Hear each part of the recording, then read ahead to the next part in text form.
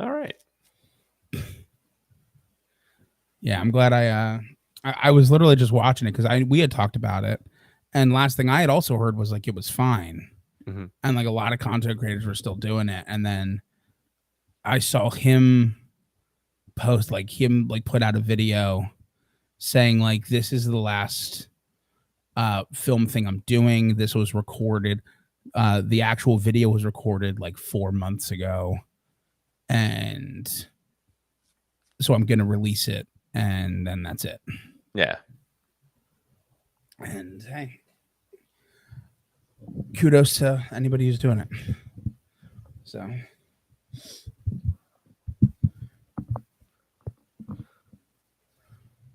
Oh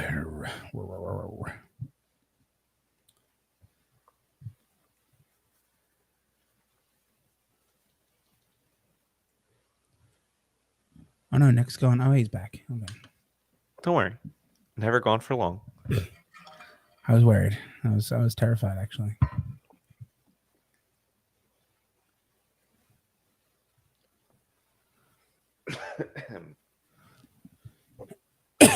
um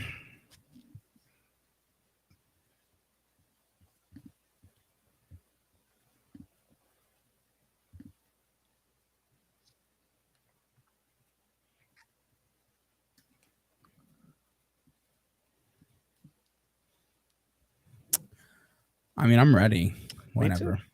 All right. Well, then I'm going to hit record in 3, 2, 1.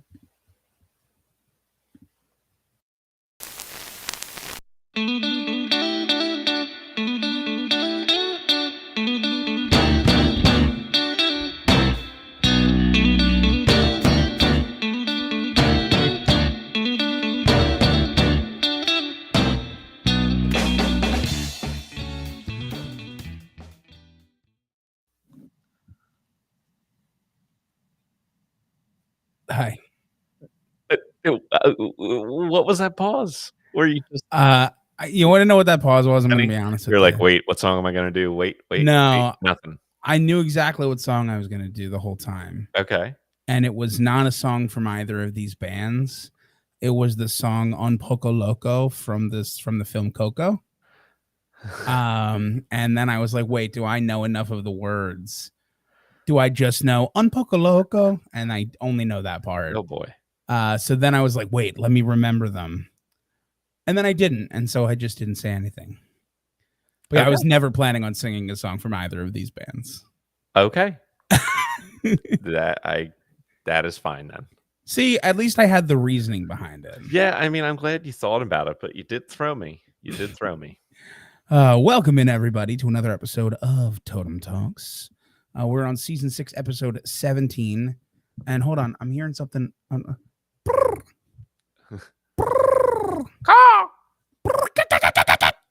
We are in the Battle of the Birds. Favorite episode of the season always. Exactly. It's one of our what will become a seasonal staple. Exactly. Along with our best of the rest and all that fun, our award show, which I guess I should start accumulating stuff for. We're on episode 17. Yeah, I should maybe start planning that at some point. Mm-hmm. Can't wait to one day do that in like full tux garb. Yeah, of course. Happen. A full award show. Yeah. But hey, man, how are you doing? I'm good, thanks. How are you? I'm good. How was your, week of listening in as non-descriptive terms as you can make it? In non-descriptive terms, it was very auditory. Good. Maybe slightly descriptive terms. It was good. Thanks. Good. Thanks. There we go. Yeah, it was an interesting week. I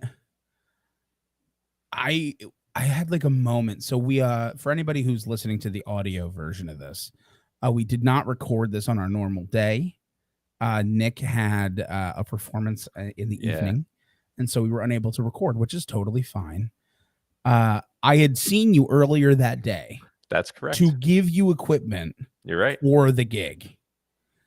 And if you think that stopped me from like 5:15 having like a 30-second moment of like, oh shit, I late for the podcast. I'm like, I'm not even ready. Like, Yeah. and then be like, wait a minute, Hold on. that's not even today. And it's like I didn't Whew. even listen to one of the bands yet at that Yeah. point. I was like, no, no, no, hold on. But it's just it's ingrained in my brain. Of So course. I did As have it a should be. moment. Oh man. But anyway, you're Nick and I I'm am. Pat, and we're Totem Talks. If you're That's right. brand new to the podcast, welcome to the Battle of the Birds. And I'll give you a quick rundown of what we do. We take two musical artists, usually with some type of connector, however Yeah. thin it may be, and compare and contrast them. And That's right. then our overall goal is to determine the greatest musical act of all time. Right. So, and I think we have it narrowed down to Sleepy Time Gorilla Museum or the Beatles. Yeah, it's So got to be far, one of those two. it's it right now out of the two bands, out of all the bands we've done, which is well over 100. Well, We're probably looking at one of those two. yeah, I would agree. But why don't we talk about who we're covering Yes, I'd love today? to. So, as I alluded to at the end of last week's episode, this week's Battle of the Birds features bands whom contributed members to Eagles because our first few battles of the Birds were Eagles related. So, Exactly. here we are with bands that really America's helped Bird. form them. Yes. And so that means we are going to be facing Poco off against the James Gang. And there it is. And there it is. And now my moment of Un Poco Loco will make more sense to you Of all. course. Because why not? And At I first, I figured thought you were a little bit crazy. Un Poco Loco. See what I did there? I did. I see what you did there. Well, yeah, I guess listen, without any further ado, I'm just gonna roll into it. I'm gonna get started here with Poco. So Poco was an American country rock band. They were formed in 1968 after the demise of Buffalo Springfield, and they were active from 1968 all the way until 2021. We covered 3 albums. We started with Picking Up the Pieces, which came out in 1969.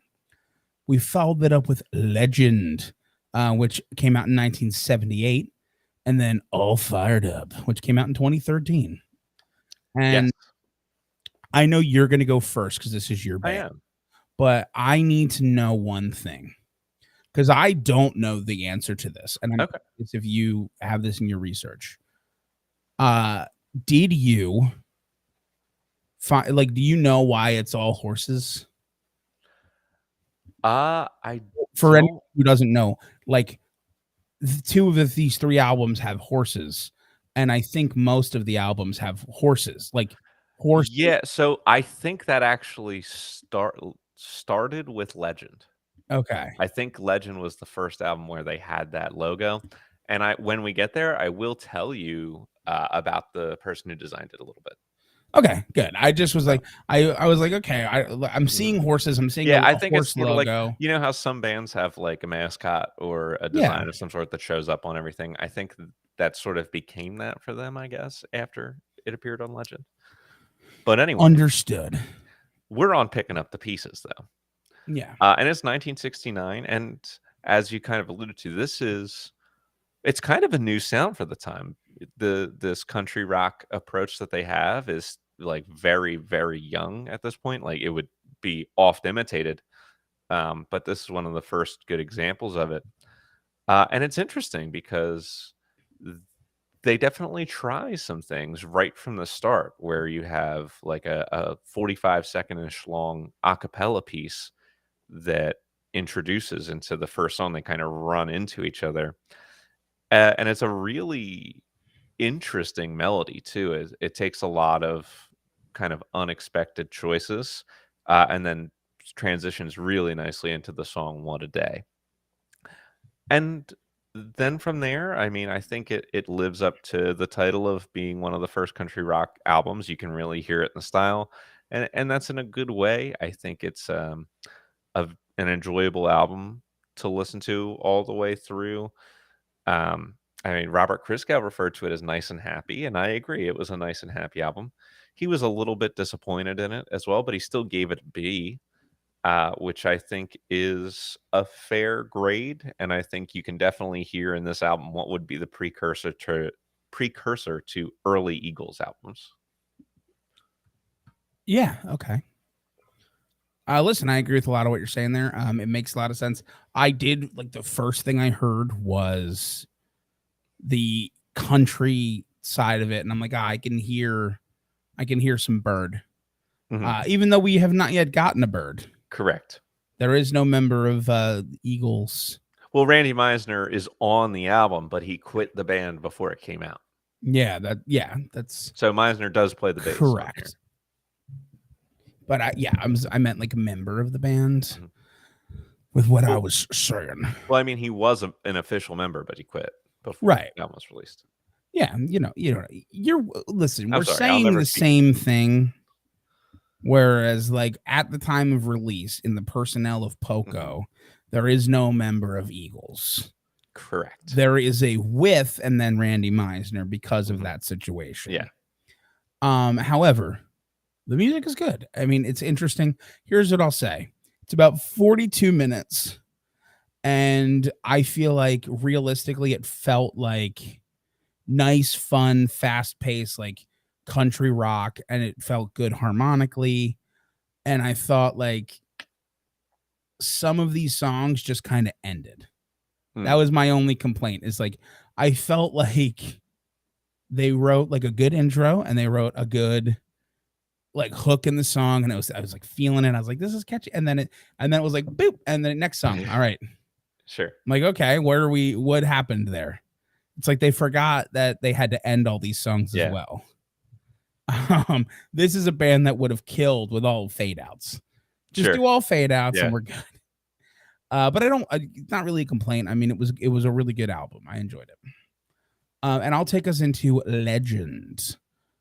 So we're with 9-10 years in the future. Mhm. And this album is clearly iterative. And by that I mean this is a group who's been working for 10 years on their sound and has grown into it and been more comfortable with it. Mm. Also, a lot more acts have been using it. Yeah. At that point, which is, totally incredible that you've grown into the genre of the Sure. sound. And I think it's strong. I think here's what you run into a little bit with this album. It is country rock, and I believe that was their intention. But if this also isn't like schmaltzy, like this is a 9-track album, I would say conservatively 8 of these tracks could be like the prom dance scene of a Yeah. rom-com. Oh, Like total it is cheese soft at rock. times. Yeah. It is It's soft rock. not country rock nearly as much as Yeah, soft it rock is. now. It is very different than the first album. It's definitely growth, and like they still sound good harmonically. There's good spellbounds on this one, which is the only song that I knew. Really? I don't know That was why the I one know you it. knew. I think it's got to be from a film, dude. Okay, I was gonna Like it say has to be. Crazy Love is on this album, and that was, I think, their biggest hit. Sure, but I don't know. Like if you I had knew that told one. me, I if didn't know you that it was Poco, right, and I was surprised to hear it, but I was like, "Wait, I know this."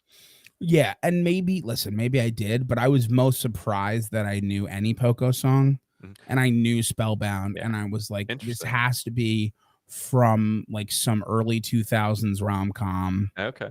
It has like there's no other way. Yeah, I actually knew another Poco song coming into this, which was "Under the Gun," which is the title album or track of one of maybe their next album after this one. So I wasn't expecting to know any others when we didn't have that album, and it turns out I Right. did. And then I will get to something a little bit later. Okay. Another Okay. songs that we might have heard before. Yeah, but I mean that was my whole piece about it. It's good. It's like, and there's some growth in here. It's cheesy as shit. It's so Yeah, cheesy. It's so schmaltzy soft rock. It's not bad. It's done well, but okay. yeah. So, and a lot of my notes are similar to yours. Like, I still think this is good. It's well done. It's pleasant to listen to.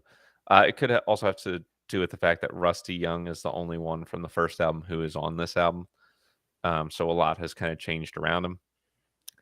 There's similarities here to like some of later Eagles music when they go much more soft rock than anything else.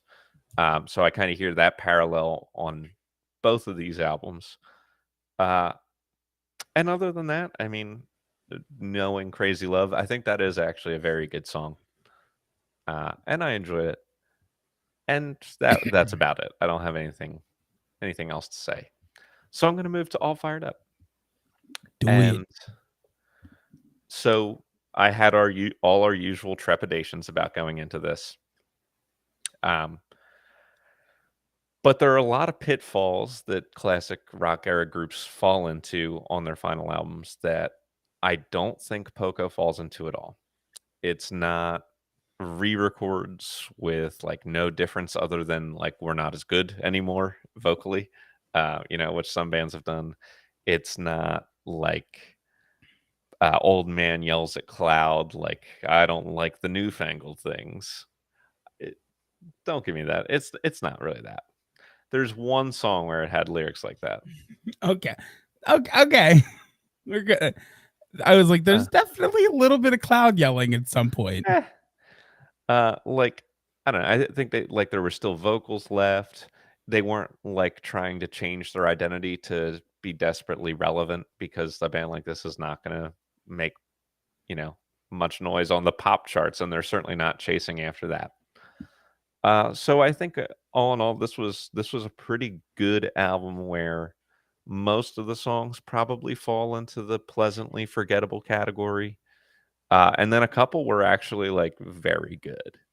I thought the song "Drink It In," which was like that reflecting back on our career song that we always like to hear on these final albums by artists. And then I really, really enjoyed "Hard Country," which was like a very heartfelt song, like trying to tell like real stories of people struggling. For our listeners at home, that is the longest song on the album. I knew you were gonna say that. Did you not? Did you not also think that one was good? It's not my time for my opinion yet. It's my time to make fun of your opinion. Okay. But here's the most important thing that I found out when I was listening to this album, because I was also reading about it. And this is the album where I found out that fans of Poco, uh, much like, fans of Grateful Dead or Deadheads and Yeah. fans of Jimmy Buffett or Parrot Heads, fans of Poco are called Poconuts. Amazing. And they are now my favorite band because I Oh, want to be a Poconuts. Poconut. That is beautiful.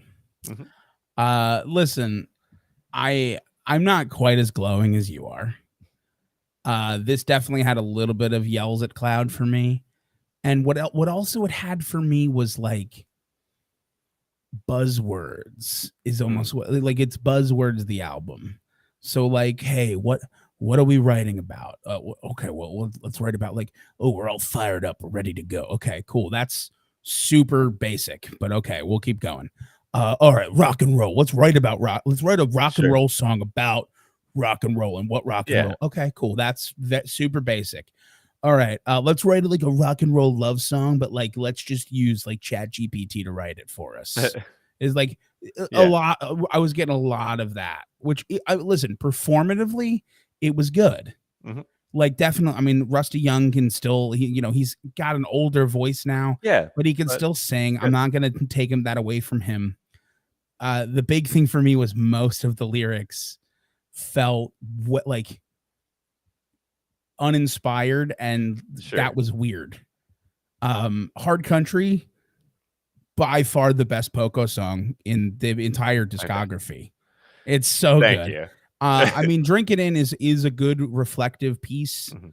Hard Country is a Hard Country reflective was great. piece with even more of a message. Mhm. And I was like, okay, cool. So if you had written more than one of your songs like this, I'd be having a whole different tune. Yeah, For a group that, like, while talented, I mean, I'm not gonna really go back and visit sure. 90% of these songs, Mhm. but that one was by Yeah, far the best song on this album, of the 3 albums, possibly of the week. yeah, So, that's fair. yeah, I was that's why I was making fun of you. I was like, Yeah, "You're right," but also yeah, I like, have come to on, call you man. out for Yeah. picking the longest song. Yeah, yeah, yeah. So did you. Yes, but it's off brand for me. It's Yeah, on brand for you. it is. Alright, let me talk about things. Yes. So, here is the thing that I thought was most unique about Poco. 3 members of the band are in the Rock and Roll Hall of Fame. However, the band has never once even been nominated. No. So, I don't think there are many other bands out there that can say that. Um, as far as my 6 degrees goes, I mean, there's the obvious Eagles connections I glossed over. There's the fact that 2 of the members, came from Buffalo Springfield, which was a band they were in with Neil Young, of course. Yeah. But what I'm gonna go with instead is, when Jim Messina left the band, and yes, as in, like, Loggins and Messina, that's where he went to when leaving Poco. Uh, he found Paul Cotton as his replacement, who ended up being a mainstay of the band for a long time. But he was found as a recommendation specifically from Peter Cetera of Chicago. So there, Okay. yep, What a few you took a few paths there. yeah, exactly. So their highlight, I have two things. I mean, they were inducted into the Colorado Music Hall of Fame, so I Oh, think cool, that's cool, cool for cool. them. And then Congrats for Colorado. exactly. And then they had a 5-year recording hiatus in the mid '80s, which was ended specifically because Richard Marx urged RCA to pick up the band, to work with them to release another album. And that album ended up being Legacy, which was their second album to go gold in the United States. And it was their first album Like to chart in the top 40 since 1978 when Legend came out. the Richard Marx? Yes. It's a weird connection. That's Yeah, right. I wouldn't assume I wouldn't connect Richard Marx to a band like Poco. Yeah. Well, now you Interesting.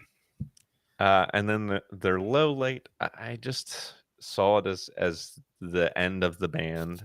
Rusty Young had retired, but would occasionally get together with the band and play until April 2021 when he died.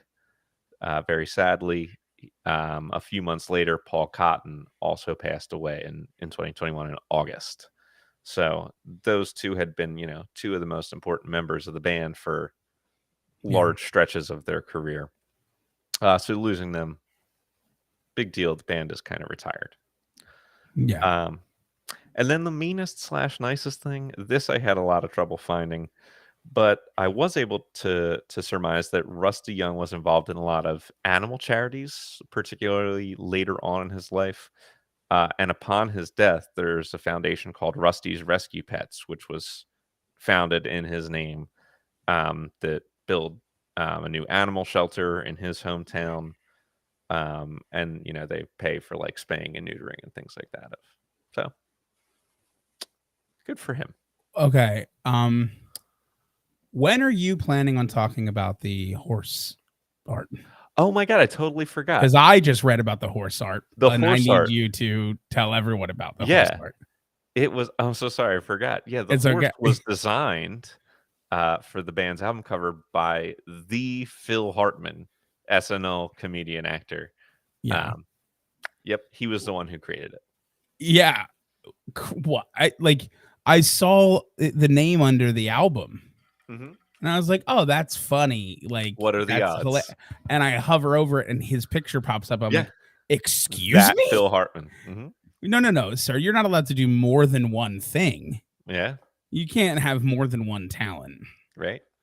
So, which of course, I mean, Phil Hartman, his own tragic story, but Yeah. we don't have to get all into that. But Right. I was like, how hilarious. Mhm. Still, still my favorite part of the Arnold Schwarzenegger classic Jingle All the Way. Oh god, yes. Great film. Great Oh, creepy neighbor yeah, bit. Uh, absolutely.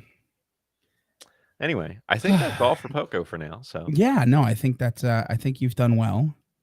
thank you. So I guess I'll take us into the James gang. Excellent.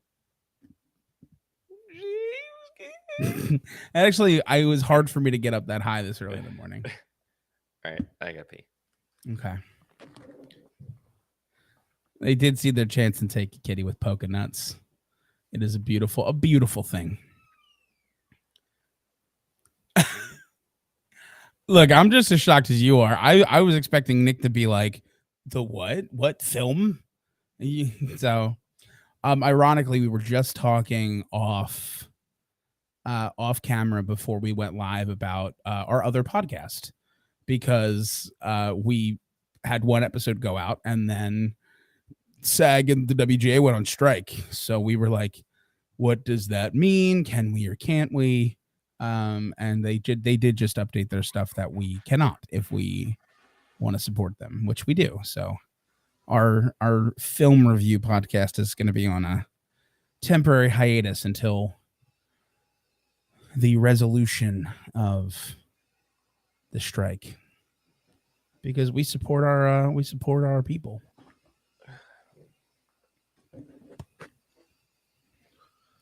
So Kitty is I am for sure. flabbergasted that you know films that aren't Mean Girls. Just a few. I'm gonna talk about one of my favorite movies actually before we're done with the Poco stuff Well, because I'll let you know we just why did. we might have heard We nothing. talked about There was Jingle All the another Way. That's true, but there was another film that featured a Poco song that we both Okay. well, it's one of my favorite films of all time. I can only assume that you enjoy it. Ooh. And if you don't, I would be really disappointed.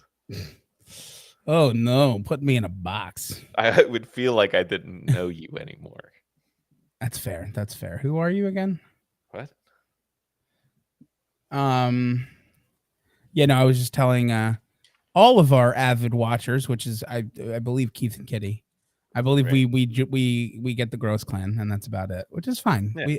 It is even more appreciated Yes. that we're about popcorn perspectives. I was like, we were literally just Yeah. talking about it because we support the right to strike. I think everyone should, honestly. Dude, I think every single person should be in union and go on strike immediately. are you? If you're listen, if you're talking about a national generalized strike. labor Yes, strike, that is what I am talking about. I can't tell you publicly that I support you, except for the fact that I publicly support you and fully agree. I am. And I like my job. Like, don't get me Sure. wrong. I Yeah. actually like enjoy my Mhm. my company, and like Yeah. I like the people that I work with. Of course. And I'm still totally down Of course. because it's Yeah. a symptom of a larger issue. Yeah, and I have come to a point in my life where I no longer believe that change through political means is possible, and that the only way for positive change to occur in any way, shape, or form would be through the unionization of labor. Wow, welcome to complete disenfranchisement. Yeah, that's how I feel like the political system is basically completely worthless to work through at this point. Well, you know, I don't disagree, obviously. Organized labor is our greatest weapon, is 100% my belief. Oh man. Do we even need to talk about James Gang? Let's just keep going with this.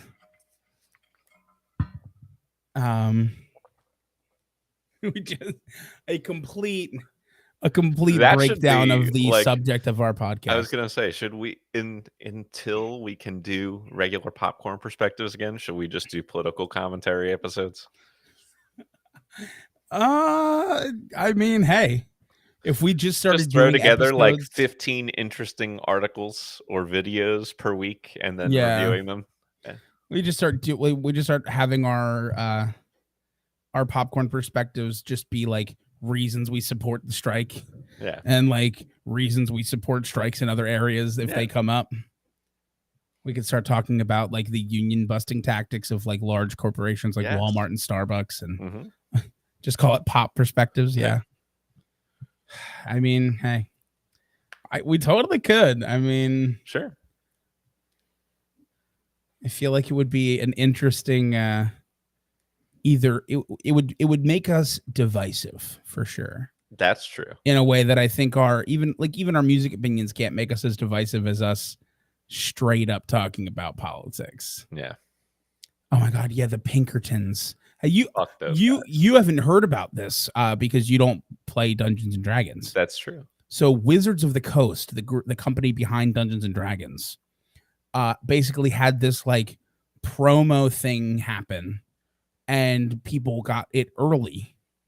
And we're talking about it early because they got it early and they weren't necessarily under an NDA. Yeah. And the Wizards of the Coast company sent actual real Pinkertons, which are still a thing today, not just from the old Wild West, to collect the stuff from them, like threaten them.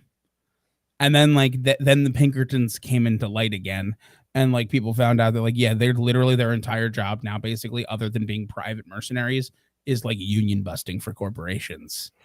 Like they just get sent in to be like, yeah, we'll fuck you up a little bit if you. It's crazy. Yeah, like they're the real thing. I feel like late stage capitalism was so many stages ago, and it still goes. Yeah, well, yeah, because it still goes because the elite just shove enough life into it. It's like we need like we need a car battery to really function and thrive, but the rich keep just like shoving double A's up our ass so we don't die. That's what's happening. Just enough. We'll give them juice for the day. Yeah, I've been reading it a little bit of Marx sprinkled in with all my other reading lately. They're seeing actual. Yeah, I know, that's insane. Oh, ads for Pinkertons. Ugh. Well, now that we're all in the mood, James Gang, we should talk about James Gang. Oh, poor James Gang. All right. I'm ready. All right. And actually, wait, I'm not ready. All right. I want to drink first. Oh, I'm so happy to be back on like a semi green screen because this every once in a while will become clear again. Mm-hmm. I missed it. It's not my actual. I don't have my actual screen up at all. Okay. This is just software, so it doesn't do it fully. Yeah. So, but I like having the software up because then I can wear a blue shirt without appearing clear. That's true. And I like wearing blue. All right. 3, 2, 1. James Gang was an American rock band formed in Cleveland, Ohio in 1966. And their years active, I'm not even going to go through. We'll say 1966 to 1977, and then some more at times. Right.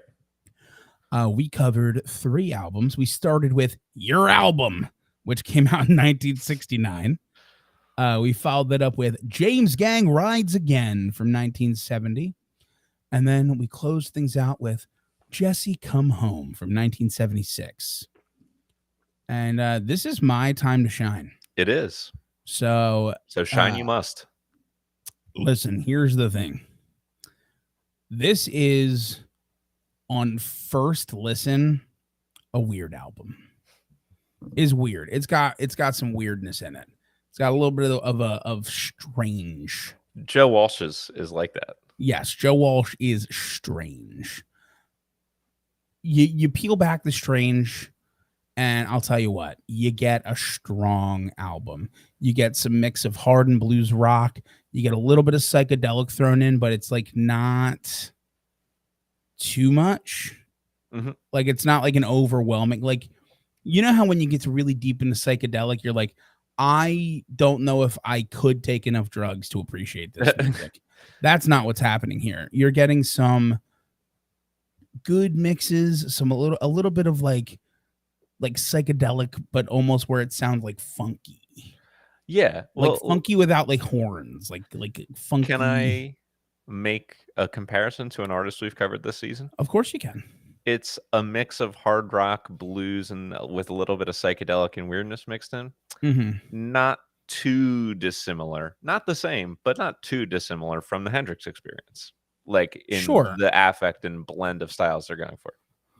Yeah, I can totally get behind that. I think that's a good comparison. You're not getting the like absolute ridiculous guitar work that you would get, although you're getting talent on the Oh, guitar. yeah. I mean, Walsh is you're getting Walsh, uh, who is a very talented guitar player. oh, yeah. So no slouch himself, but he is not quite Hendrix. Sure. But you're getting a strong album. You're getting good vocals. I'll tell you what, vocally, I was most impressed with this album. I think when we covered Joe Walsh's solo career, he may have already become an insane person, Right. and so his vocals on that were weird and crazy, and I Mhm. couldn't get behind it. This is apparently before that happened. I mean, this is before he joined Eagles, Right. You can and hear that his voice is there, but it hasn't yeah, fully, like, it hasn't gone full weird yet. right. So the knock, if there is a knock on this album, is the number of covers. So a lot where I'm seeing a lot of not members of this band writing, and by that I mean it's not a huge number. It's not like every song, but Lost Woman is a cover, Bluebird is a cover, a beautiful Mhm. song. But Yeah. you know, it's all in all a strong debut, I think, from a group who had been kind of struggling to get a lineup together. Yeah. This is a strong debut. Yeah, I fully agree. I don't have too much on to what you said. I liked most of the song, the effects that they used, that was clear in this. Interesting listen as well as a good one. And sometimes that's part of the album experience, especially with Walsh, is like things that maybe don't stand alone as individual tracks all that well, but as a part of the full album experience are a really cool part of what you get to hear. Um, Yeah. and the one thing that I thought uh, that was just so cool about this record is I'm sure you read about the locked groove on the original EP. Oh yeah, yeah, yeah. So essentially, like the very last groove in the record would lock in and would just repeat infinitely instead of Yeah. ending. And so if you finished side one, it would say, "Turn me over and over and over and over again." And at the end of side two, it would just say, "Play me Play me again." again. Ad infinitum. Which is really cool and something you Yeah. just can't do now. Like Yeah. Mhm. there's no way because that was a mechanical thing. Right. Exactly. It was like we've actually had this happen once before with Camel on Moon Madness, the last track, Lunar Sea.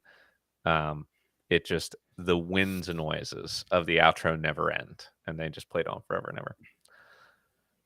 But anyway, the last thing about that album transitions into James Gang Rides Again, which is the fact that there was a song called Funk 48. And I had no idea. I was like, oh my God, there's a precursor to Funk 49, which of course shows up on James Gang Rides Again. It is their biggest hit as a Oh yeah. group for sure.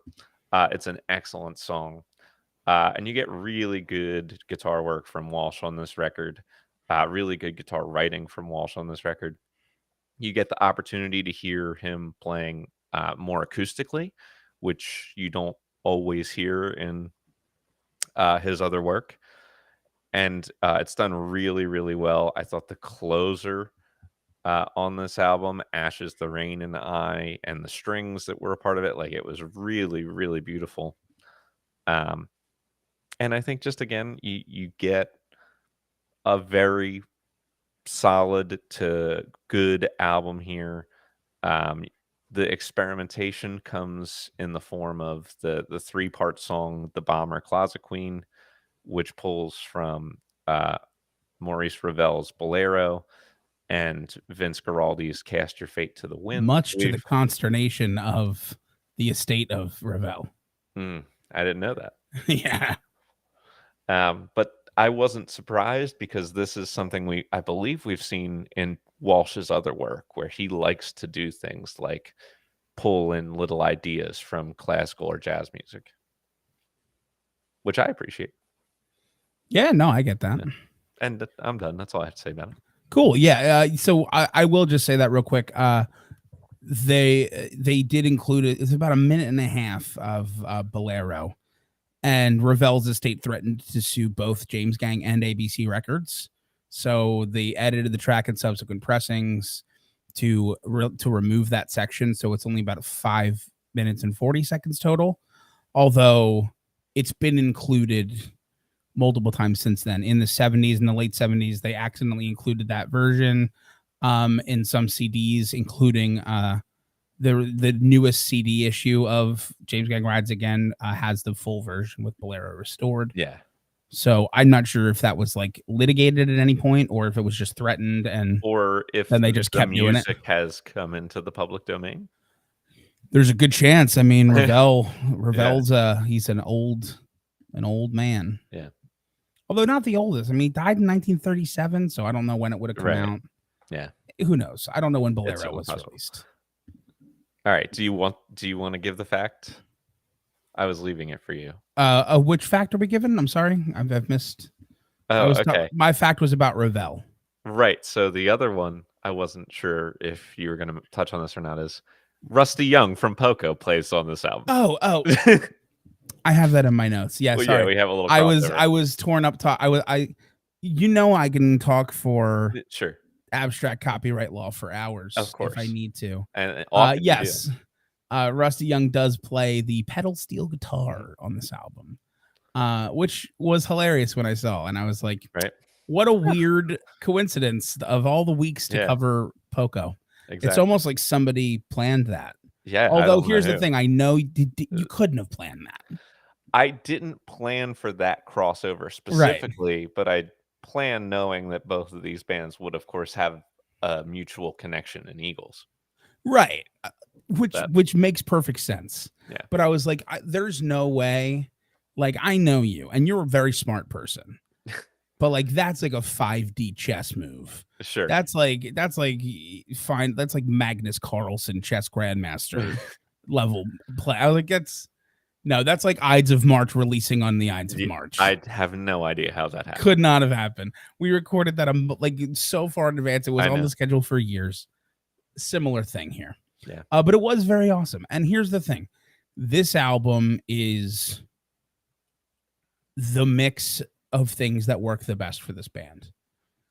So I said the first album was a strong debut. It had its moments of like psychedelic and mixed with like some hard rock and blues rock and all that. This album is where they get that formula right. You know, if you think of an album as like making a delicious soup, this is when the ingredients have come together for the most delicious of soups. You're collecting all of these different ingredients from pulling from other sources, and it's coming together really strong. The funk in Funk 49, Ashton Park, which is also a really good one. I think you're just getting some really good writing, and it's very clear to me the level of influence that Joe Walsh is putting into this. As somebody who heard his contributions in Eagles and who heard his solo career based, through listening in the podcast. Yep. I hear a ton of that specific sound coming through. And the reason I could hear the most of Joe Walsh's influence is if we go into Jesse Come Home and Joe Walsh is no longer in the band. Yeah. And you're getting an album that is like completely different. It's not bad. Like, it's not a bad album. I'm not going to sit here and say like this album is terrible and the sounds are awful. Like, I think you're getting decent work here, and I think that's like the best I can give it. It's much more just rock, hard rock. You're losing a lot of that funk, jazz, bluesiness. You're losing a lot of the extra flavors of the soup that we described. And Mhm. this is basically just like chicken stock and carrots. Like, sure, you could eat that and call it soup, but you're not getting like any of the like the meat. You're not getting any of the like real things you can grab onto. It's just I know how hot much you water love and meat in your cabbage. soup. Yeah, it's really it's one of like it's weird how much I miss the influence. Mhm. Uh Bob Webb comes in as the vocalist and guitarist, and you also get Phil Gialombardo, Well done. who also is lead vocals throughout this. And I think you're getting good vocals. Like, I'm not complaining about them. I would say I was a little surprised at how good Joe Walsh sounded vocally Yeah. in the first two albums. And I think that these two vocalists maybe like aren't quite as good, which again, it's weird for me to say. It's a weird Mhm. opinion for me to have I know. based on comparing Joe Walsh to like Glenn Fry and like Mhm. in the solo career episode of Eagles, the original Battle of the Birds. Right. Uh, I don't know what happened to him in between being in James Gang and his solo career. I don't know. Something happened. Yeah. Probably a lot of drugs. In fact, I I know it was a yeah, lot. it's like you're not wrong. Yeah. Uh, this album just feels totally like bereft of inspiration and missing that like spark. The group just couldn't write songs.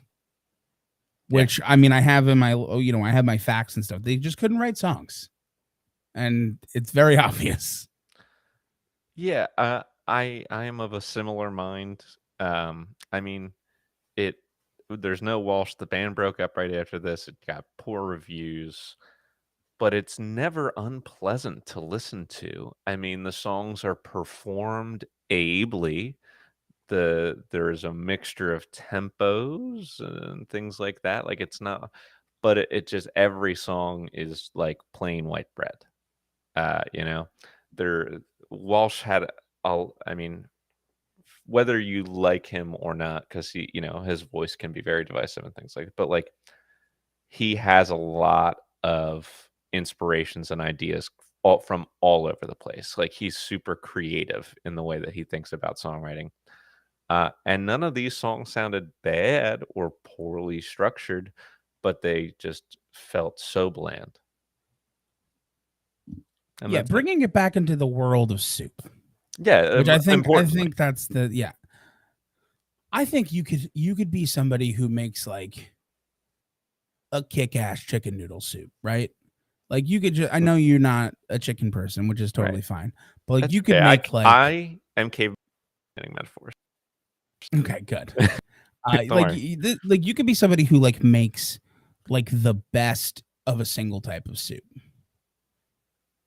Or you could be a person who like, hey, I love mixing a ton of different influences and having like this soup of the world. Or you could be somebody that reheats Campbell's chicken noodle soup and you are then this album. Sure. I And get like what you mean. like I'm saying, like I don't think the only way to make good music is to combine influences, right?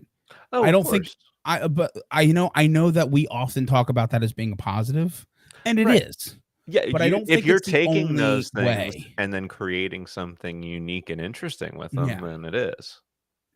I think that you could just as easily be creative and, unique and interesting while staying in one genre. Sure. 100%. Um, this album doesn't do that, but I think I just I noticed like as we're talking, like we Mhm. often say like you're almost boring if you're not combining influences at this point. And I'm Yeah, like, I know what you I mean. feel like while for the majority of things that's true, like I've definitely heard people who are just so comfortable in Mhm. their zone, Yeah. and they do Oh, it so 100%. well that they don't you don't just need to be from the 50s to make like a kick-ass interesting album Yes, 100%. in a single genre. Yeah, I think we've listened to artists who, while playing consistently in a genre, we have talked about how talented they were, so Yeah, exactly. 100%, 150%. Cool. So I guess we're gonna fact us go up. into some facts, right? All right. So I'll tell you right now. Spoiler alert: I don't have a meanest or nicest for this band. Okay. I could not find specific like moments of this band in doing mean or nice things, so I don't have them. So I'll move on to the most unique thing. I was looking, and while it's not entirely unique, what I thought was very interesting about this band was so when they broke up, right? They never got back together. They never reformed. What happened was the power trio, like the famous lineup consisting of Joe Walsh, Tom Chris, and Jim Fox. Mhm. Uh, or that might one of them. Joe Walsh is the big part of that. Sorry, he is. Yeah. Every once in a while, they'll just get together and perform a concert or a gig or like a one off with no really not really like making a big deal out of it. They'll just be like, yeah, James Gang's gonna play at this. And people are like, what? What? And then they do. So like they played the Taylor Hawkins tribute most recently in 2022. Mm. So that I just find that interesting. Like, so they were around from 66 to 77 officially, with Joe Walsh leaving in 71. Yeah. And like just the power trio version of the band has gotten together again for a one off in 91, one off in 96, 98, 01, 05, 06, and then 2022. So like I thought that was unique of just like Yeah. a weird thing that this band doesn't ever officially get back together or like record or perform or whatever. They just yeah, sure, we'll just play this. We'll Yeah. just do this concert. Alright.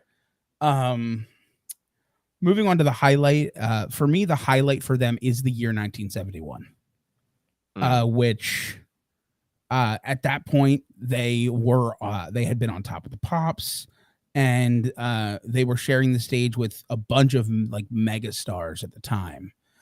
Which also brings us into our 6 degrees because some of these mega stars were Grand Funk Railroad, Mm. Three Dog Night, Led Zeppelin, and then other groups like the Kinks. So I just thought that was a good mix. It feels like a good time for them. Mhm. They did have like some album success. They had two golds, but Mhm. the big One of which was in 71. yeah, one of which was in 71. But yeah, for me, reading about it, it was just pretty obvious that 71 was their big giant year. In Yeah. 70, they opened for the Who, and Oh, Pete cool. Townsend was like super impressed with them and invited them on their fall tour. Yeah, Uh, I know Walsh ended up giving Townsend the guitar that he recorded Quadrophenia with, I wanna say. It yes. was a Gretsch, I think. But Joe Walsh, like, has notoriously, like, given a lot of other guitarists guitars of his that, like, then shaped their sound. Like, he was the one who got, Jimmy Page playing a Les Paul. Yeah.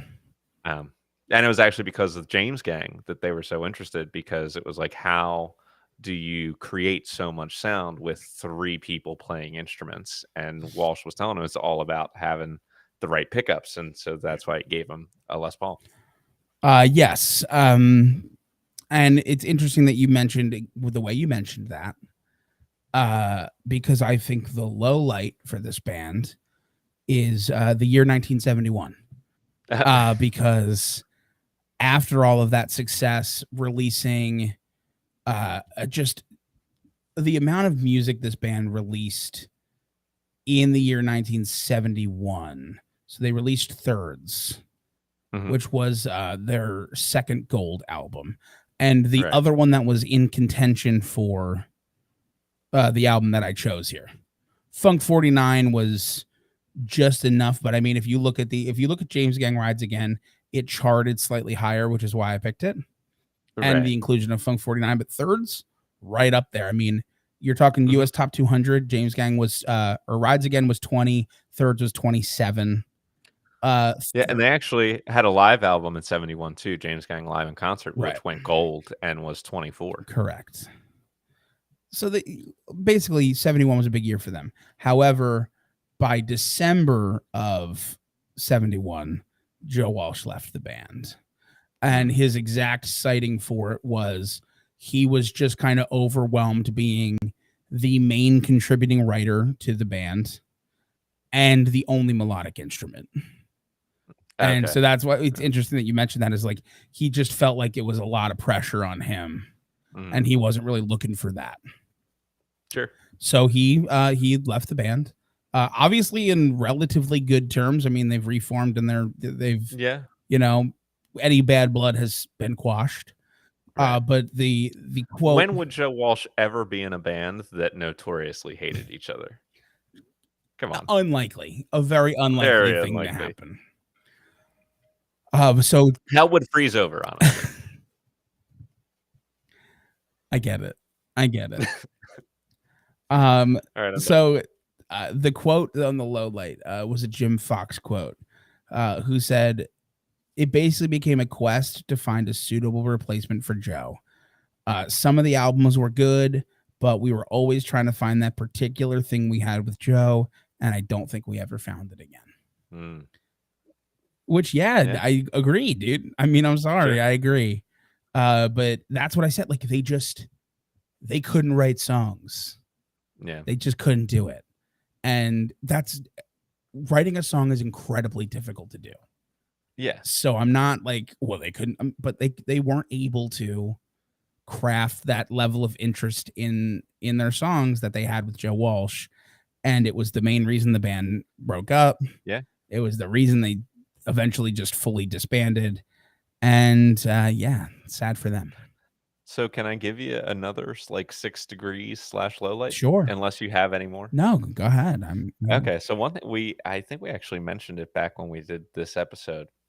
But James Gang, Joe Walsh, I know at least, was a student at Kent State University, and the band was really big there. James Gang was big there when they first started out, and they were there like as students on campus during the Kent State massacre, Yeah, as was Chrissy Hind of the Pretenders.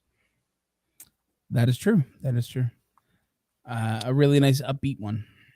Yeah. Uh, and then there is actually one more 6 degrees that I forgot to mention. Oh, sure. Go ahead. So one of the members of the James Gang, or just James Gang, it's not the James Gang, was the lead guitarist, whose name was Joe Walsh. And he Oh, yeah, I've actually heard of was a them. member of another band called Eagles, which we covered previously. Are you sure? I'm pretty sure. I mean, I'm not positive about it. It's just one of those like off the cuff facts that I'm like remembering. Maybe I'm misremembering part of it, but I'm pretty sure I'm right. Huh. Well, I mean, his replacements in the band, Dominic Troiano played with the Guess Who, and Tommy Bolin played with Deep Deep Purple, Purple. yeah. So we could just keep going on with It's that. the number of things is Yeah, pretty wild. Basically, here's the indeed. thing: as we get more and more involved in the podcast, and the 6 degrees become more evident, you just realize that like the music industry, especially, I mean, nowadays it still is, but like especially in like the 60s and 70s, was so incestuous of like Mm, everyone's involved in every other thing, and like the sure. connections and like the things, the people who work together, and like these off the cuff meetings that become these big iconic moments in music later, is very interesting to talk about. It is. And it also makes us have to feel like we have to dive even deeper to Yeah, find meaningful 6 degrees of Totem Talks right. facts, because they're just everywhere. They are. All right. So should we get to the grading then? I almost forgot we had Nick, to do it. we do in fact have to grade. which I'm All okay right, to do. Let's let's grade do them. it. So cultural impact. Well, here's Poco's resume: Colorado Music Hall of Fame, definitely at least influential in country rock circles. A couple of top 40 hits, couple of gold records. Um, and the other song that I was going to mention is that was big for them. I'll leave it up to you. It was featured on the soundtrack of the film Fast Times at Ridgemont High. All right, all right, So all right. that's not that one. I mean, I it's of know, a similar vein, but I it's know. It's not that one. yeah. So there. I mean, like I think they're definitely more than 1 point. Like they have some sales and some charts. They have multiple songs that have hit the top 40. Um, but I don't know that they're crazy high either. Maybe a number in like the lower twos. Yeah, I mean, I'm looking at it. I think that's probably a good spot. Maybe like a 2-1 ish. Sure. 2-2. Yeah, I don't think anything higher than that because at the end of the day, like Poco is not a household name, Right. so they Yeah. don't get those points. And like, listen, the Colorado Music Hall of Fame. That's nice. Congrats! I'm happy for you. Yeah. Maybe we could throw a little X factor your way, but Sure. that's not giving you. Although, oh, hold on now. Hold Hear on. me out. Hear me out. I'll hear you. Do you think it's a coincidence that they're in the Colorado Music Hall of Fame and their most notable logo is of a horse, a Right. la the Denver Broncos? Oh, I see. I see. Uh, It could be. That's got to be it. is Colorado like known for like are they super like horse heavy in I Colorado? don't know. I have I no guess idea. I mean it's I know mountains. I think of right. mountains when I think I that's I the think of stereotype. mountains, so I don't necessarily think of horses. Right. Like horses and mountains don't You make can't have sense. them both. You can No, have I one think or of the other. Just horses horses or just and mountains. plains. Yeah. So All right. I don't know. If you're from Colorado, Yeah, let us know. explain to me the whole horse thing. Let me know. Tell me about horses. Be quiet. James Gang, give me a number. Listen, I think you have a little bit more and a little bit less, and I think it equals a similar thing because I think you're getting Funk 49 is a big song, Yeah. a big hit for them. 2 gold records, you know, they're plus the live record that went gold. Yeah. It's a jumping off point for Joe Walsh's career. Joe Walsh being the big part. Yeah. The starting point of Joe Walsh, and they're known and they're still relevant in the fact of like they've played as recently as 2022 Mhm. at the Taylor Hawkins tribute Yeah, concert, which was a big musical deal. for I sure. think all of those things considered, you're probably looking at a similar score, maybe just like a 2 flat even. Really? Because they don't. You think less than Poco? You're right. We gave Poco the 2-1. Maybe just a 2-1 again. Maybe the same Okay. score. I don't think. I was even thinking maybe a 2-2 just because I feel like James Gang is much closer to a household name than Poco is. People are more likely to know the name of that band. I guess I will say But when if I you wanna just googled, leave them tied, then we can just leave them tied. let's leave them tied. I don't see because I see things that are less like they don't have a second enduring hit. Poco has Sure. at least 2 that are used, Mhm. and I don't see it as much. Like Poco was around for a lot longer as well. Mhm. That's So like true. James Gang has a bunch of one-off concerts, but they don't have that longevity of the Okay. formation of the band. Sure. And I say that I think a similar score there works. Okay. So, for breadth of work, I'm gonna start Poco with 6.1 for their 19 albums. And they do have Okay. 2 US golds, so they will not go anywhere from there. Yeah. And now it becomes a question of what would we like to give or take from them? Absolutely nothing. I'll be honest with you. Okay. I don't want to. I'm not going to take anything away because nothing was bad enough for me to do that. But I just felt like The first album was good and had a lot of promise. Second album was good but super cheesy and like really like I like that cheese continued in terms of the lyrics in the last album as well, with the exception of one song. Mm-hmm. And I'm not going to give you points for one song, although I just still I stand by that was my favorite song of the week, Hard Country. Yeah, I agree. But it's not enough to get points for me. I'm going to give him a 0.1. Okay. And then we'll move on to James Gang, who had 9 albums and starts with a 5.5. They did have 2 US golds on their studio records, so they again also don't go anywhere. And instead of giving them a 0.1, I'm going to give him a 0.2. I'm going to give him a 0.2 because I'm feeling strongly enough about the Joe Walsh era of the band.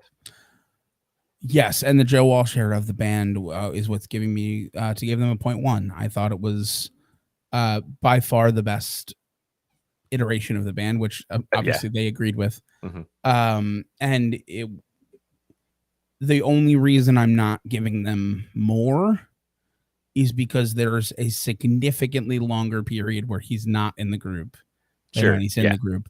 He's in the group from 69 to 71, and they don't break up until 77 and release 6 of those 9 albums without him. Sure. So if those albums were bad, I might have not given them the 0.2. But since those albums were at least pleasant background music, I wasn't gonna. Right. Well, my question is, Jesse Come Home, their final album, is the one we listened to. It's the only one we listened to without Joe Walsh. Mm-hmm. So my question is, from Straight Shooter on, what's the quality? What's the? It's true. At least none of those other albums made them break up. Right. That's true. I'm questioning the level of quality between them. I would hope that if Jesse Come Home is the bottom, and like James Gang Rides Again is the top, that the rest of these albums are somewhere in the middle. Yeah. But there is always the chance that Jesse Come Home is in the middle and it gets worse than some of those. Yeah, that's so I'm trying to temper that and give him the 0.1. Okay.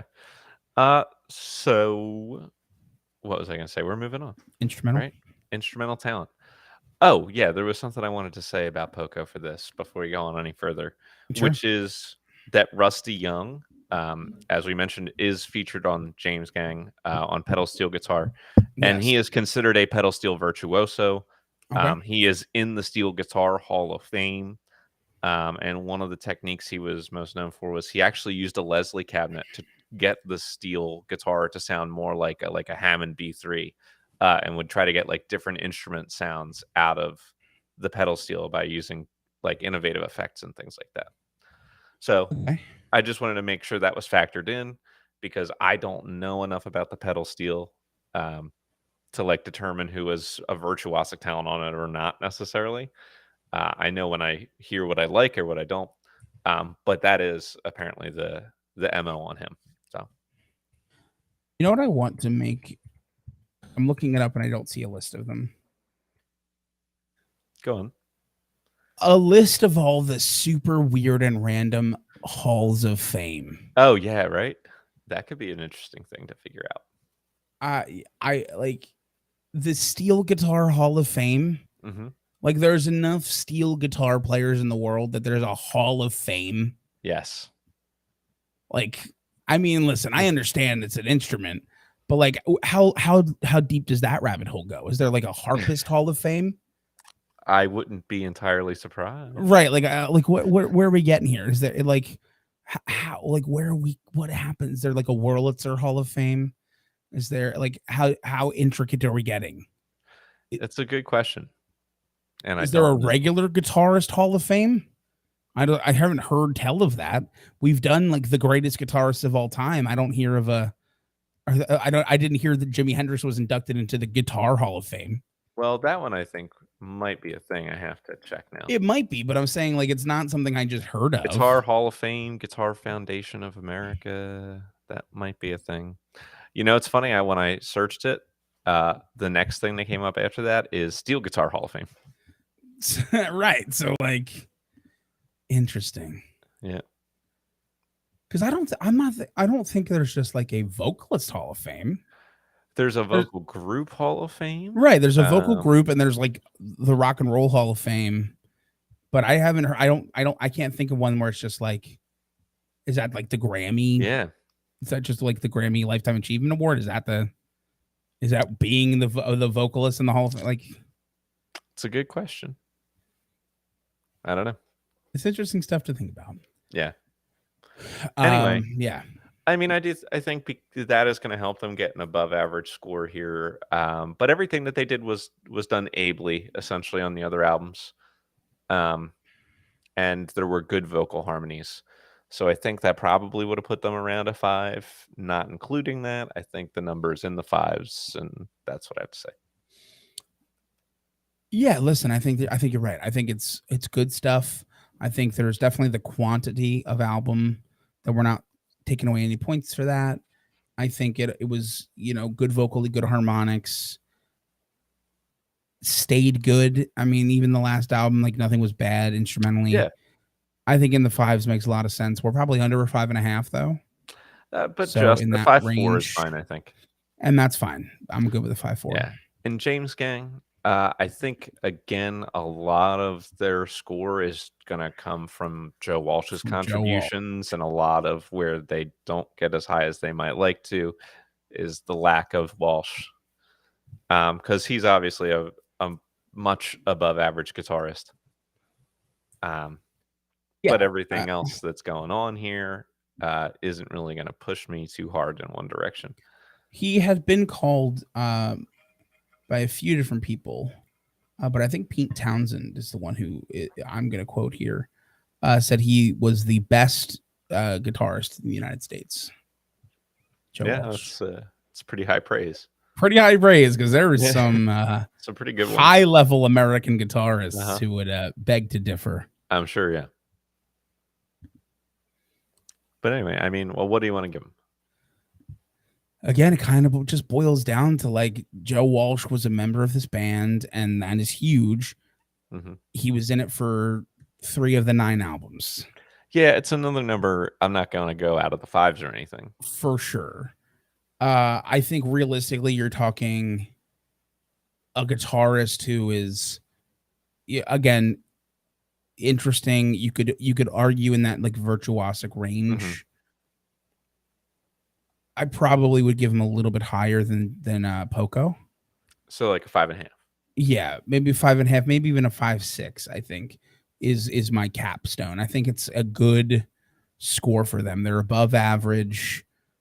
Jim Fox, the drummer, is also consistent, and Hmm. he does some interesting stuff. And unlike Poco, they're playing different styles, at least in the early albums. Okay. Like it's like a variation, and they're doing it all well. All right. Well, let's move on to songwriting. And I don't think we're losing much for Poco here. I mean, I think No, your drawbacks for them were lyrical, not mostly in lyrical. song structure. I do think the 3 albums we heard showed growth and difference, with the songs being at worst ably constructed, Yeah, and at but best like so cheesy well though. harmonic, well I written mean, harmonically. the I second mean, again, album I'm not is like arguing out of the 5s or anything, but I I just know the think it's a second band album's that just so has to. schmoozy. I'm like, You're usually why'd it's you get so funny. schmoozy? It's funny, like, I'm usually the one who gets, like, actively sick from that, Yeah, and but it's like you're so much more pissed off about it than I am this week. I'm not pissed about it, but I'm just like, it's so confusing based on the identity of the band before Yeah. and even after. Like, I'm like, where did you go for this time? Yeah. Look, What happened to you, I'm not trying to man? say that that era was perfect. It had a couple of good songs, but I just think it's a band that deserves to be in the 5s somewhere because they I do a agree. lot of things right, and consistently.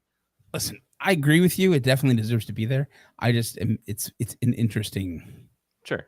time for them. And to me, I think it's maybe in like that same range of like the mid 5s because they did it for 19 albums.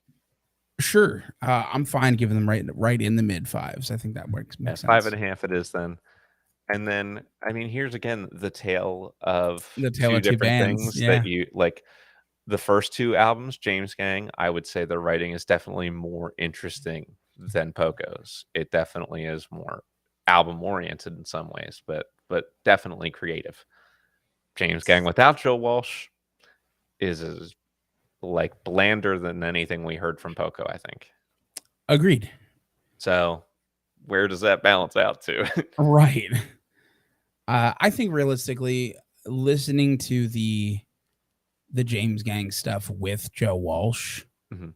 even if we include the third album, which is a third of the overall work, there's 2/3 without him. Yep, And I and think that realistically hurts. that's gonna hurt the score. Like Yeah. if I was thinking probably if you give me 9 albums of the James Gang we got with Joe Walsh, I would probably be putting them in like the sixes. Yep. It's good. It's not great, but it's good. It's Right. very good. So I think the sixes, maybe even the higher, like over a 6.5. Taking 2/3 of that and putting, if it was all 9 albums of just the Mhm. last album, I would be in like the lower fours. I think it's below Yeah. average stuff. Bland. Not like we're not getting into terrible, Yeah. which is why I would still be in the fours. And I think all of that could maybe just average out to a 5. And that's where I thought you were going, and that's what I got. And so the last thing is gonna be poetic talent, and I don't think this is the great strength of either of these groups. It's No, not what it's they're here not. for. It's not either of them. But here's the difference. One is like blues oriented where the words are like good but a little contrived, Mhm. and one is like very bland, cheesy. Sure. Now it's like which one is worse, I'm not sure, Mhm. but it's two different like Types of two different kinds of meh. stank on Yeah. these. Realistically, if we're talking Poco, Mhm. I'm not high on this. I mean, hard Yeah. country is so crazy to me. It's like lightning struck I know. is what it feels like. It's because like those lyrics are good. They mean something. The message is strong. Mhm. Where the hell was that for 18 other albums, as far as I'm concerned? Right. And Drink It In also has a little bit. Yeah. The rest of it is just so bad. Uh, the quantity of album is that put them in like the fives, maybe. I I mean, still I might would be be okay under. being in the 4s. I don't Yeah, wanna like go I too still might low. be in the fours here. Yeah. Like maybe like a 4.7 or a 4.8 still. Yeah, It's a that's good fine. I'll score. give 'em a 4.7.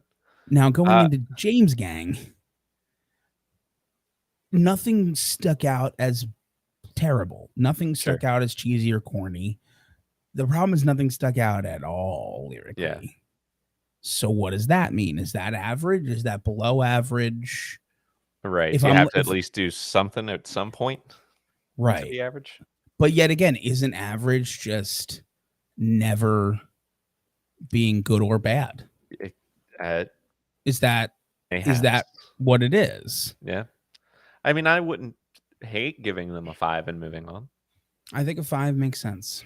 Alright. I think like average for the sheer sake of I could forget every lyric you've ever written. You've not drawn my attention or my ire. Sure. Alright. I mean, I don't know if there are considerations here for X Factor. If there are, it's nothing we haven't already spoken of, I don't think. Definitely stuff we've already talked about at points. I don't think anything necessarily becomes its own X factor here. I think they are who they are of their own merit. We could throw the point one Poco's way for the Colorado Music Hall of Fame, Meh, as previously discussed, but I'm not. We don't have to meh. do that. I don't think we need to. Other than that, do we want to give a point? Do we want to give a full 5 points for Poca Nuts? I do actually. That's what I was saving it for. I'm using my powers to give them 5 full points for Yeah. Poca Nuts. That's pretty good. Alright, well, then I just have final scores. Yeah, man, let's score it up. And I will tell you this came down to less than half a point. Oh man, is Yep. wow. And Hold on, let me there find you some go. X Factor. No, I'm kidding. Yeah, no. And winning this week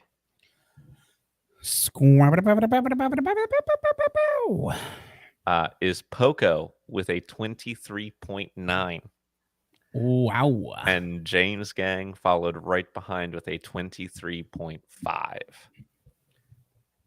Yeah, that makes Yeah, sense. Honestly, all things considered, it indeed. was close. It was very close. In the Battle of the Birds, Joe Walsh just can't seem to win the Battle of the Birds. No, which is a shame because Unfortunately, I think we like a lot of things that he's done. yeah, no.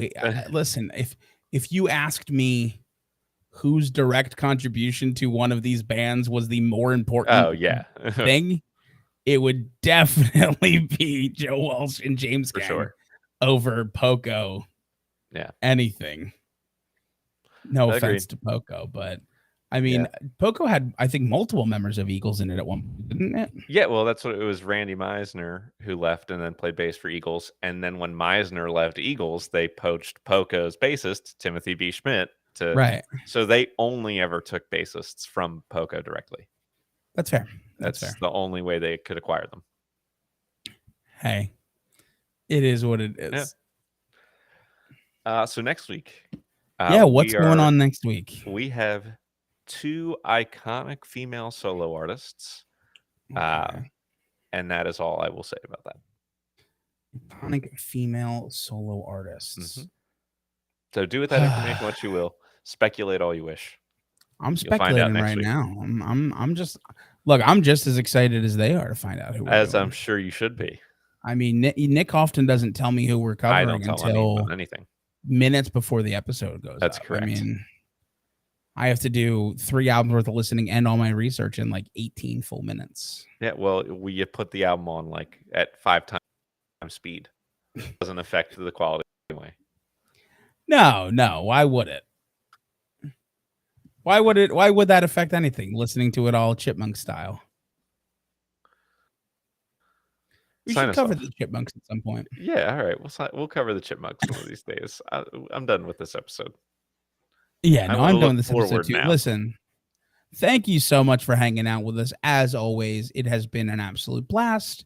If you are enjoying listening to Totem Talks at any point, please consider liking, commenting, subscribing, anything you're able to do on your current podcast platform. If you are on Apple Music, you can leave us a review, which would be cool. Erase that old Thorby stuff. Uh,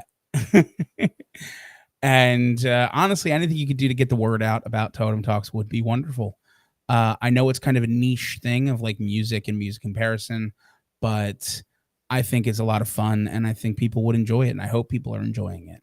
And if you're a listener and you are enjoying it or aren't enjoying it, we would love to hear from you. Tell us why not, and let us know what we can do better. We want to be better for you. We want to be the best versions of ourselves for you individually. You, the listener who's listening right now. So let us know what we could do. But most importantly, have a great day.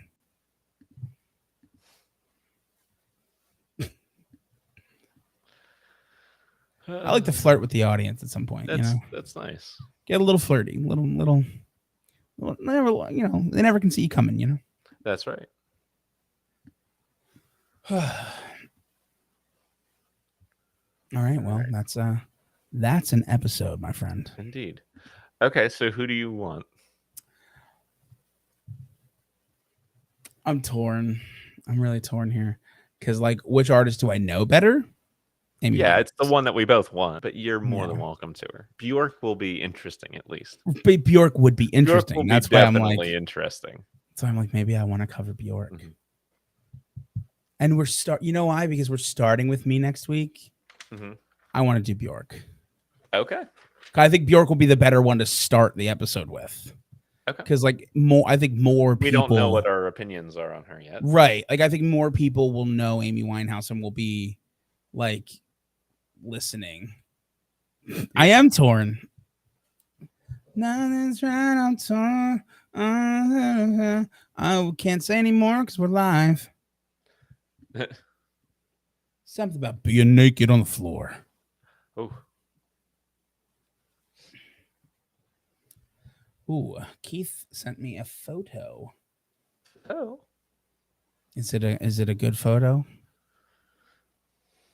Uh we were literally talking about this before we, I guess, again before we went live with the whole, we were talking about the podcast popcorn mhm. perspective. He sent me a picture of Amel on the picket line that we were talking about, Oh, where he's just like, where he just looks dead inside. right. Yeah, we did Zachary Levi. What another. I mean, he's been a problem for a few years at this point, which sucks. It's always so interesting because like I, in moments when like celebrities that I'm a fan of showcase like their politics or things that I'm like vehemently against. Like he came out like Levi came out with issues about like anti-vaxxing, and he also spoke out against the strike. And like I I understand, I guess. I can relate to the people who like the quote unquote like shut up and dribble people. Mm, I understand their emotion of like, I don't want to think of you in this way. I want to think of you as like an entertainer. mhm. But almost immediately then, and I think this is just like nurtured throughout my life and like the people that I surround myself with, I'm like, but they can say whatever the fuck they want. Of course. Right? Absolutely. Like I don't have to like or respect your opinion. Right. You're No, I entitled to have your no right to opinion. tell you what you can do. Right. Like you are absolutely able to say that just as much as I'm able to say, well, yeah, for thinking that you're a piece of shit. Exactly. Like, and that's just, that is what it is. Right. And if someone has a platform and they feel like passionately about something, naturally they're going to want to use their platform to discuss it. Right. Exactly. And I think it's And super to hypocritical. yeah, to think that you wouldn't do that if you were Yeah. put in the same situation, like of course you would. Well, I just think it's super hypocritical of people who support, like, for instance, if you want to, like, people who like support like Joe Rogan and like his Mhm. podcast, but then at the same time are like, but LeBron James isn't allowed to have an opinion. It's like, well, Yeah, why that's not? so dumb. Why can the guy who hosted Fear Factor have an opinion, but Yeah, not the guy who played in the NBA for 20 years? Like, I know. where's because you don't agree with one of them? That seems foolish to me. Like, listen, I don't agree with, I'll say conservatively 94% of the things Joe Rogan says, but he's allowed to talk about him. He's allowed to do Yeah. whatever he wants. And I do know the answer, Kitty, and that's the point. Is like a lot of the time, but being either non-white or non-right Mhm. uh, is cause for, well, you're not allowed to have an opinion then if your opinion isn't those things. And I just think that's so stupid because like as far as I'm concerned, like unless you are actively hurting people, like unless your words actively wound, and like I think then you're in dangerous waters. Like I think Alex Jones is not, this isn't stretching that far because Mhm. he's a person who like actively hurts the world. And I mean, he's being sued out the ass now because of Mhm. all the shit he said about Sandy Hook. But So sad. yeah, oh yeah, Really upset he's gonna have to couldn't pay have, all that real money. salt to the earth. Couldn't have I know, happened couldn't happen to a to better a guy. nicer guy. But I just think it's so stupid, man. Like you should be able to like voice your opinions and like just understand though that opinions do have consequences. Like, you know, it's not an infringement on your free speech if you know, get, if your reputation is hurt because you voiced a stupid ass opinion. Like, sorry, it's not. Like, public opinion is a thing. So, we really like the fact that we don't have a social commentary podcast is crazy. Well, I mean, that's what I was just saying we could do on I the other know, channel. I know, but like, I'm telling you, just pull up like 6 or 7 clips and articles and stuff, and then just go through them and but here's the commentate. problem. Here's the problem. Okay, Totem Talks is a weekly podcast, which I enjoy and is fun to do. Popcorn perspectives will be fun. I mean, it was fun to do the first episode. It will be fun to continue that when we get to continue that. If we, in the meantime, do a social commentary podcast, you think there's a single chance we don't continue doing that once we get that ball rolling? Sure. And then it's like, are we going to juggle 3 podcasts? It is a network, apparently. Yeah, it's a network, but like, we got jobs, man. Yeah. Are we juggling 3? Yeah, I That's the hear only you. reason I'm hesitant. It's like, Sure. at what point are we just like, we're dedicating a lot of time to talk to Keith and Kitty? Yeah, that's very true. Like, we're dedicating a lot of time for an audience of 2.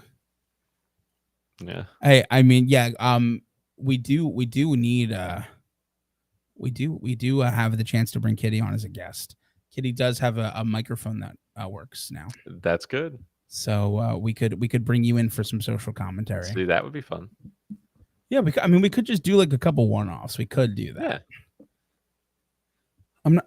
If we do one-offs, though, am I coming like how deep do I want to go? Because I could come up with graphics. I could do this stuff, but like, do I want to?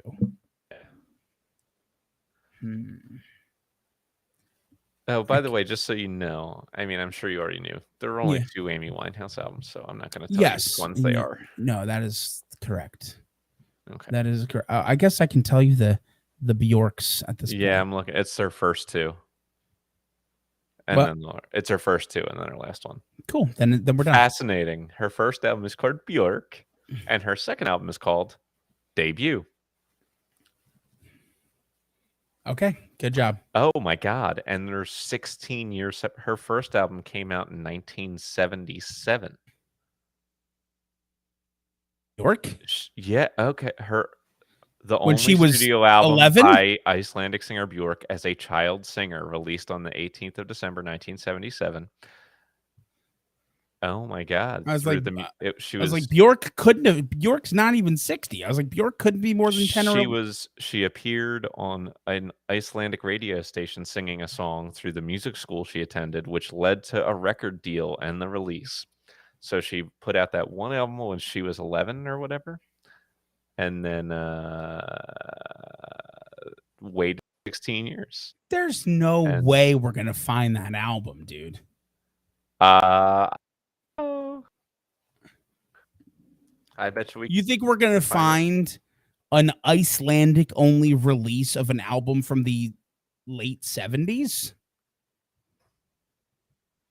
Yes, I do, as a matter of fact. Did you And I find am it? so curious about it. Wait, did you actually find it? I sure did. I gotta check now. You found it on not a sponsor Apple Music?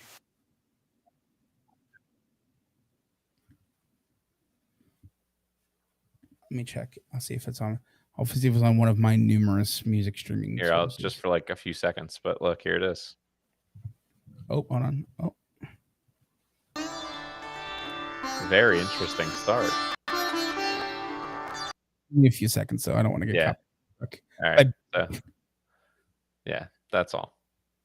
But there it is. It exists. Fascinating stuff. Mhm. Okay. Well, at least we'll be able to listen to it. Yeah. So I want to. Were you just guessing that she was 11? Yeah, she couldn't have. I mean, she couldn't have been more than 11 or 12. Okay, she was born in 65. It came out in 77. So she was 11 or 12 when she was recording it. Yeah, you're right. Yeah, I was like, you said 1977, and I'm like, I know Bjork's not 60. I know that she's less than 60. Yeah. So I was like, that limits the timeline considerably. Interesting. Her father, go figure, was the head of the Icelandic Electricians Union. Represent. Yeah. Ooh, some